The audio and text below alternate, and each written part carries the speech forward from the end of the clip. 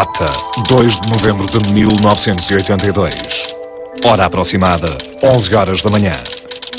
Durante um voo de treino, o tenente Júlio Guerra, piloto da Força Aérea Portuguesa, entra subitamente em contacto com a torre de controlo da base aérea da OTA. Assustado, relata estar na presença de um misterioso e inexplicável objeto. Que objeto seria aquele que o tenente Júlio Guerra observou na manhã de 2 de novembro de 1982? Numa manhã luminosa de novembro de 1982, 3 pilotos da Força Aérea da base da OTA defrontaram-se com o desconhecido.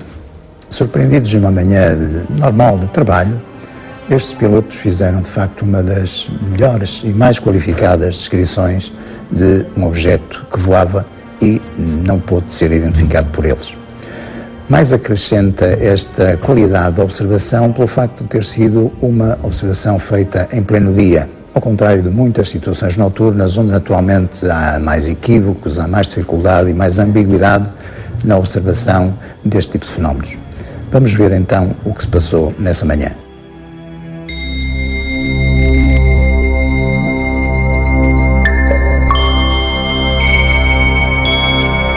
Naquela manhã, o tenente Júlio Guerra, um experiente piloto da Força Aérea Portuguesa, colocado na base aérea da OTA, preparou-se, como habitualmente, para efetuar mais um voo aos comandos de um avião Chipmunk, um pequeno monomotor de 2 lugares, utilizado em voos de treino ou reconhecimento.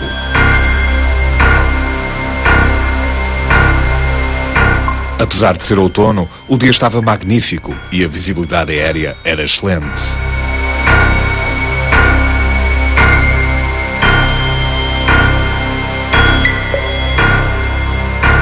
E depois dos últimos preparativos, o Chipmunk do tenente Guerra levantou o voo da pista da OTA.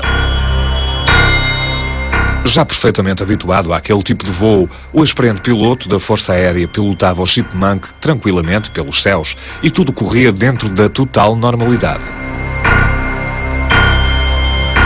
Contudo, seria na vertical da Serra de Monte Junto que aquele voo, aparentemente calmo, iria transformar-se numa viagem perfeitamente alucinante.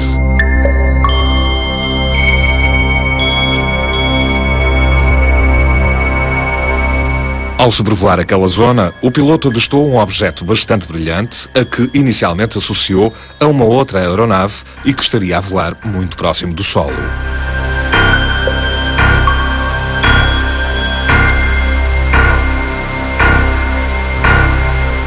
As características daquela estranha aeronave e a sua baixa altitude de voo intrigaram de imediato o tenente Guerra, que, curioso, decidiu ir ao seu encontro.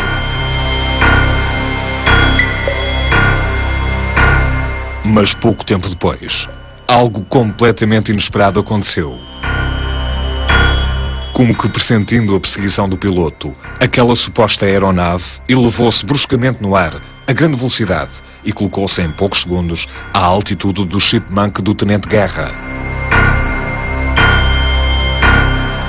Perplexo, o piloto apercebeu-se então que não estava perante uma aeronave, mas sim de algo de absolutamente incrível e inexplicável. A uma curta distância do seu avião, pairava um misterioso objeto voador com cerca de 2 metros de diâmetro, semelhante a uma bolha de mercúrio, sem asas, cauda ou qualquer sistema de propulsão visível. Era constituído por 2 hemisférios, divididos no sentido equatorial por uma espécie de saliência, sendo que o seu hemisfério inferior tinha uma cor avermelhada, metálica e brilhante.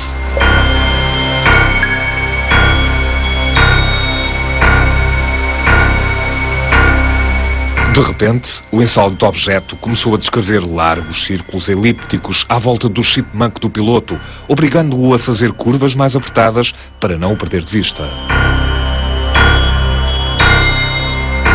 O tenente Guerra apercebeu-se então de que, enquanto o seu Chipmunk à velocidade de 170 km/h levava cerca de meio minuto a efetuar um círculo apertado, o engenho desconhecido levava sensivelmente meio minuto a descrever uma volta com o diâmetro aproximado de 7 km e um perímetro na ordem dos 21 km.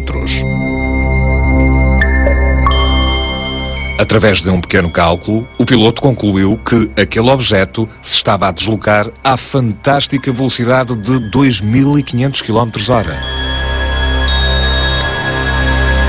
Completamente abismado, o Tenente Guerra, através do rádio do seu avião, relatou para a torre da base aérea da OTA e para outros camaradas que se encontravam em voo que estava em contacto visual com um estranho objeto voador cuja origem não conseguia perceber.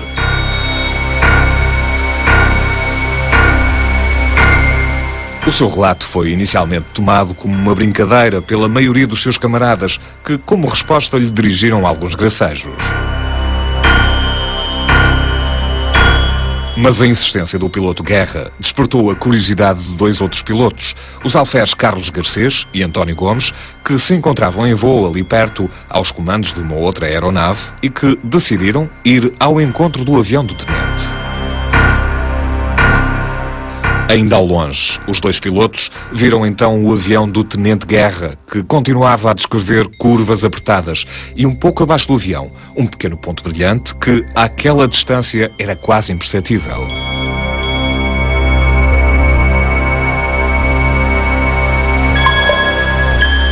No entanto, ao aproximarem-se, puderam confirmar a veracidade dos relatos do piloto Guerra. Na realidade, o que ao longe parecia ser um pequeno ponto brilhante, ao perto era um misterioso objeto voador de cor metalizada, com a forma de uma bolha de mercúrio. O alfer Garcês entrou imediatamente em contacto com a base, confirmando os relatos do piloto Guerra e descrevendo novamente aquele singular objeto voador.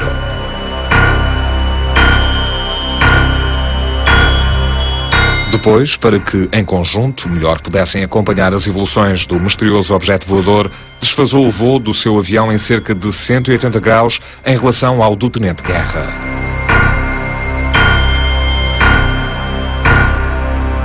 Contudo, e fazendo mais um movimento inesperado, o objeto voador mudou de direção e passou rapidamente por entre os dois aviões.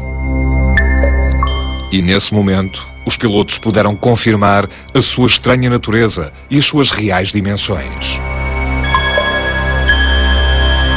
O objeto voador abandonou então as suas evoluções externas, posicionou-se entre os dois aviões e, deslocando-se no mesmo sentido, passou a efetuar evoluções internas aos círculos por eles descritos.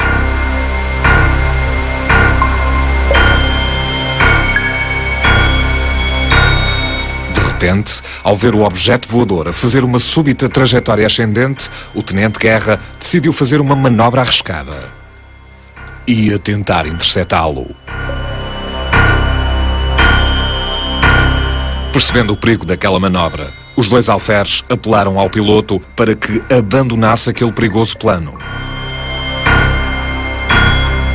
Porém, o temerário piloto manteve a sua decisão e dirigiu o seu avião em direção ao pequeno objeto voador.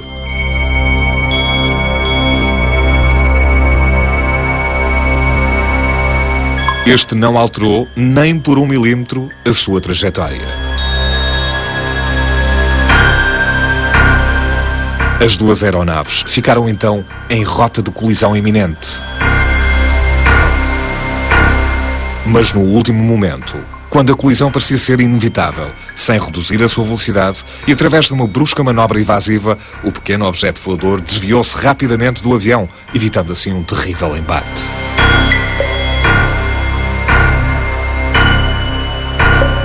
Em choque, os três pilotos ainda conseguiram ver o objeto a afastar-se em direção à Serra de Sintra, acabando depois por desaparecer.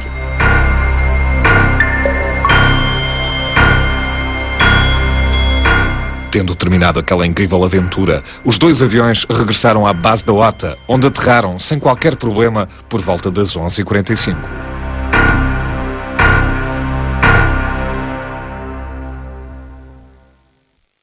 E embora já se tenham passado mais de 2 décadas, ainda hoje, o audaz piloto Guerra se lembra dessa incrível e inexplicável aventura.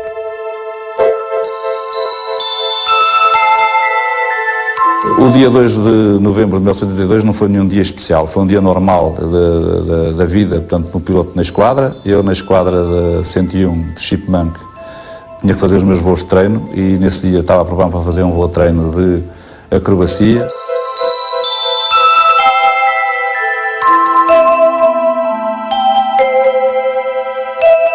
Eu estava na subida, já na zona a oeste de Monte Junto, para subir para a volta de cerca de 6.000 pés, que era o máximo de altitude da zona de trabalho, e quando estou por 5.000, 5.500 pés, vejo que, à primeira reação que eu tive, que era um avião que estava a passar nessa zona, portanto, junto ao chão. Antes que eu tivesse uma reação para a torre, simultaneamente, a gente está sempre a ver o que é que está lá em baixo, fico admirado quando, na verdade, vejo aquilo que me parecia ser o cockpit de um avião a brilhar com o sol, mas que, repentinamente, eu não vejo asas e não vejo o resto da fuselagem, vejo só um cockpit a brilhar. Voltei imediatamente o avião para cima desse suposto avião, na verdade, cheguei à conclusão que não era avião. Quando acabo de fazer a volta a 180 graus para sul, que era o trajeto desse suposto avião, que não seria avião, esse objeto fica à minha altitude. Para os meios aéreos que eu conhecia, isto era impossível. Os aviões não conseguem fazê-la, não têm subida vertical. E essa bola que estava junto ao chão aparece-me em frente do nariz do meu avião. E logicamente que depois de eu ver que apenas via aquela bolha metálica, não via asas, não via a estrutura do avião, eu vi logo que não estava com o avião à vista. E começa a descrever elipses no sentido da direita para a esquerda, portanto no sentido retrógrado aos ponteiros do relógio. E para acompanhar o objeto tive que fazer voltas muito apertadas. E logo que começo a ver o objeto, a descrever aquelas elipses, que vejo que há qualquer coisa que controla o objeto ou que ele tem um movimento mais ou menos controlado, eu liguei na frequência para a Torre da OTA e informei a Torre da OTA que estava com um objeto, eu disse um objeto esquisito à minha frente. E daí um pouco é que colegas meus que também estavam a voar na zona começaram a fazer as suas exclamações, que é normais na vida militar. Eu, logicamente, perante o que estava ali a ver, não podia aceitar os comentários que estavam a ser feitos, só disse aos meus colegas que, meus senhores, acham que eu estou maluco, ou se é uma bola, eu venham cá ver que eu estou aqui com este objeto. E aí é que surgiu o meu colega, o Garcês, e o Gomes, que estavam num voo de treino noutra zona, mais próximo de mim. Resolvemos ir ver o que se passava. Como sabíamos a posição geográfica de cada um de nós, não é? Fomos ter à área onde ele estava e foi aí que nos deparámos com o que estava de facto a acontecer. Não é? Nós entramos na volta, juntámos-nos à volta do avião, à volta que ele estava a fazer. Num momento em que houve uma das passagens que o objeto fez, em que eu fiquei dentro da trajetória do objeto, o objeto fica chapado, como projetado no meu avião. E aí deu-nos a noção de que realmente estava ali e que teria uns 2,5 metros, 3 de diâmetro, não teria mais, isto julgando pela envergadura que nós conhecemos do avião, a distância que estávamos uns dos outros, fazendo uma ligeira comparação. Eu pensei aproximar-me o mais possível do objeto. Tentei ir fazer a interseção, mas quando entro a fazer essa manobra de interseção, fiquei espantadíssimo. O Júlio Guerra tentou interceptá-lo, atirou o avião para cima dele. Ele fez uma travagem aerodinâmica por ele. Ele não bateu no meu avião porque ele é que fez essa manobra. Porque eu fiquei completamente como anestesiado, parado, não tive reação capaz à velocidade que o objeto vinha para cima de mim. Depois de ganhar outra vez inércia e de voltar a controlar-se a ele próprio, ou de ficar estável no ar, ele desapareceu, portanto, voando para sudoeste, para a zona de Sintra.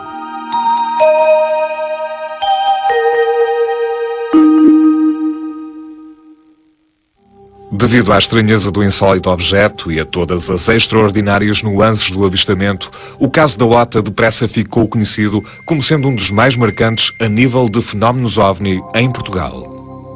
Sendo assim, muitos foram aqueles que o quiseram investigar de uma forma mais aprofundada, como foi o caso do STEC, Centro Transdisciplinar dos Estudos da Consciência. Bom, o caso da OTA é, porventura, um dos casos mais importantes dos não identificados portugueses. A nossa organização foi contactada para investigar no terreno realmente o que se tinha passado relativamente à observação desses 3 pilotos. Vamos fazer o melhor que pudermos. Normalmente fazemos o que é lógico fazer-se, que é falar com as pessoas, deixá-las falar. Fomos à OTA para entrevistar os pilotos. Depois preenchem os tais inquéritos. Eles já tinham preenchido o inquérito preliminar, que era um inquérito mais simples, depois preencheram um inquérito mais específico. As aeronaves envolvidas, os chipmunks, foram revistos, mal aterraram. Eles aterraram muito pouco tempo depois desta situação. Eles foram imediatamente revistos, não houve nenhuma anomalia, não se detectou nada. O certo é que tanto a forma do objeto como a sua performance durante o avistamento são bastante peculiares e, nos parâmetros da ciência atual, impossíveis de catalogar.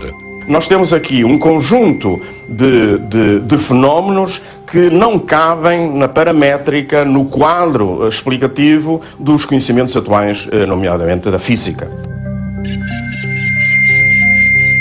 As viragens súbitas, brutas, que realmente são reportadas, implicam acelerações que, realmente, a serem produzidas com materiais que nós conhecemos à superfície da Terra, não seriam suportadas por esses materiais. De facto, naquele dia nós vimos algo que, à luz dos nossos conhecimentos, que a gente sabe de física, de aerodinâmica, aquilo por simplesmente não pode voar. Não existe. Um avião a jato poderia perfeitamente ter aquela velocidade. No entanto, as acelerações que eles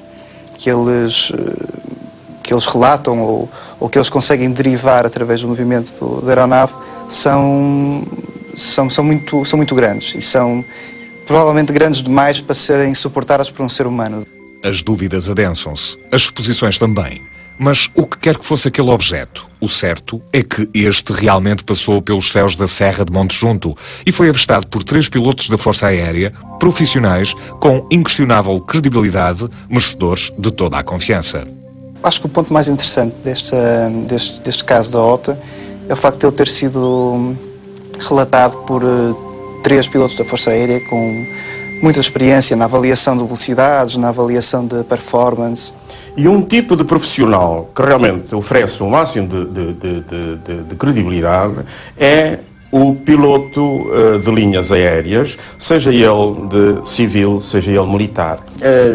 As observações feitas por pilotos, quer da Força Aérea, quer da aviação civil, à partida têm um índice de credibilidade bastante grande, porque são pessoas que têm que estar fisicamente e psicologicamente bem, equilibradas, são pessoas que conhecem o meio onde passam a vida, portanto, conhecem o céu, quer de diurno, quer de noturno, estão habituadas a saber a configuração das várias aeronaves possíveis e imaginárias, portanto, são pessoas que estão treinadas, que sabem, estão no seu meio.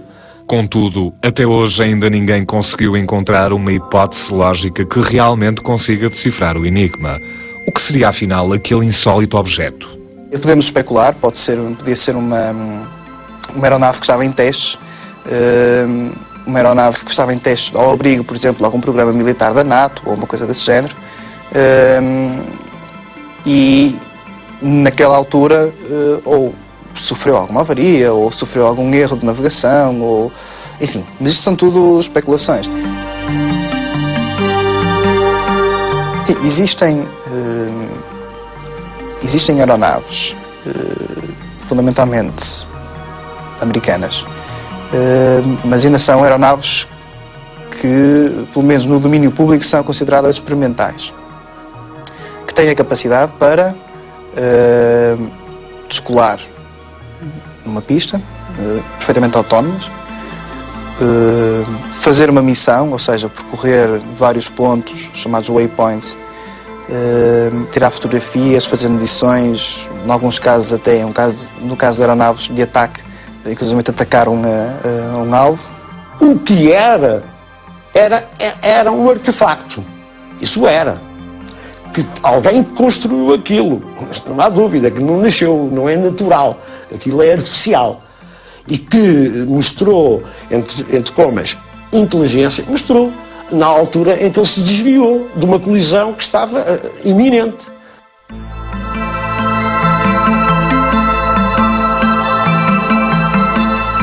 Agora, o que era, não sei o que era. não são fenómenos terrestres, não são.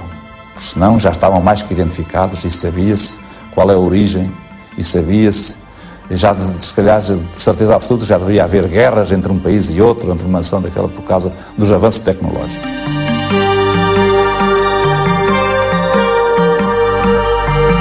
Por ainda não existir nenhuma conclusão sólida e explicativa que permita finalmente uma correta classificação daquele extraordinário objeto, o caso da OTA continua até hoje a ser investigado.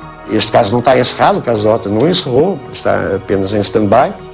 É um objeto voador não identificado. Eu não consigo identificar aquele objeto como que seja uma aeronave ou qualquer tipo, chamando aeronave a todo